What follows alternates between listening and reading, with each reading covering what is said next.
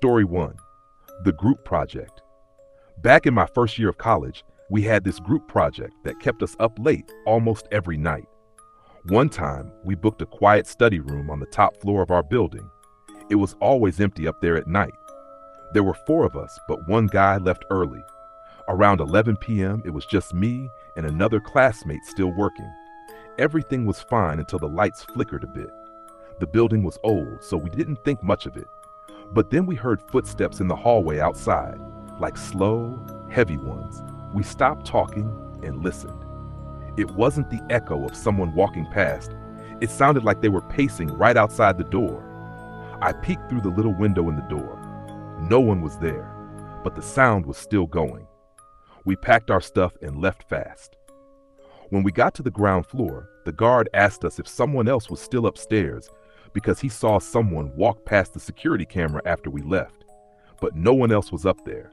No one else had the key. After that, we only worked on our project in the library. Story 2. The Basement Printer.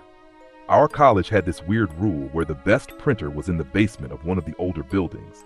It was way cheaper and printed faster, so everyone used it even though the hallway down there was creepy and always smelled musty. I went one evening to print out a paper that was due the next morning. It was quiet, too quiet.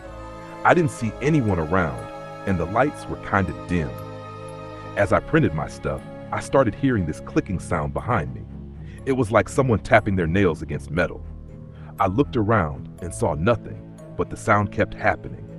It followed me all the way to the stairwell. When I got upstairs, I looked down the stairs one last time. I swear I saw a figure standing in the shadows near the wall, just standing there, not moving. The next day, someone said that part of the basement used to be a morgue decades ago when the building was a hospital. I never printed down there again.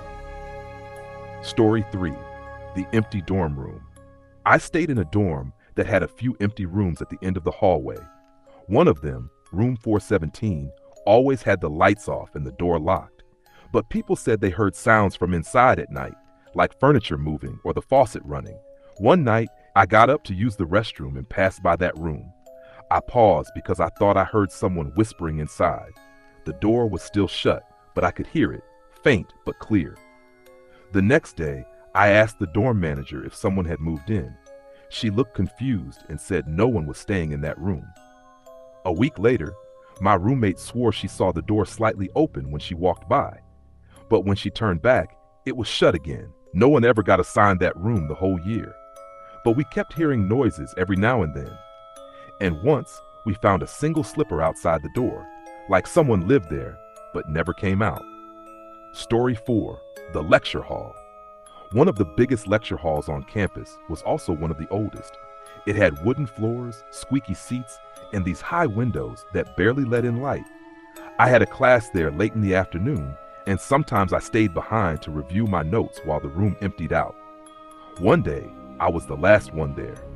I sat near the middle of the room, focused on my laptop. I kept hearing soft movements, like someone shifting in their seat behind me. When I finally looked, no one was there.